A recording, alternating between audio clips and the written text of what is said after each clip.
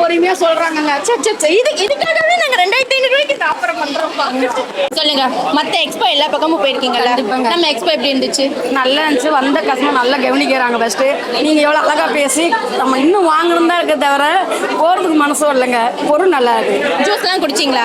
கொடுத்தாங்க, நல்லா கவனிச்சாங்க. நாங்க வெளியே வந்து காஃபி கொடுத்தாங்க, உள்ள கூல் ட்ரிங்க்ஸ் கொடுத்தா நல்லா எனக்கு திருப்திங்க.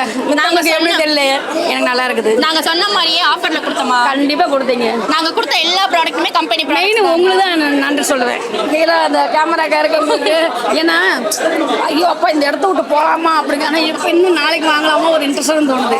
நன்றி மேம், நன்றி. கண்டிப்பா நாளைக்கு வாங்க. இதே மாதிரி இன்னும் நியூ ப்ராடக்ட் என்னென்ன திங்ஸ் வாங்கிட்டீங்க? பையன் தான் எனக்கு எல்லாம் வாங்கி தருது. பையன் இண்டக்ஷன் ஸ்டவ் வாங்கியிருக்கோம். ஓகே. தோசை தவா, அப்புறம் கெட்டிலும், அப்புறம் புட்டு வேக. கட்டில் இன்னும் வாங்கிட்டியா? கெட்டில் வாங்கணும் இல்லையா? 50% சேம் ஆஃபர் தான். வந்து புட்டு வைக்கிறது வாங்கியிருக்கிறோம். புட்டு மேக்கர் வாங்கியிருக்கீங்க. எல்லா ப்ராடக்ட் எப்படி இருக்கு? நல்லா இருக்கு. இன்னும் போய் பார்த்தா தாங்க தெரியும்.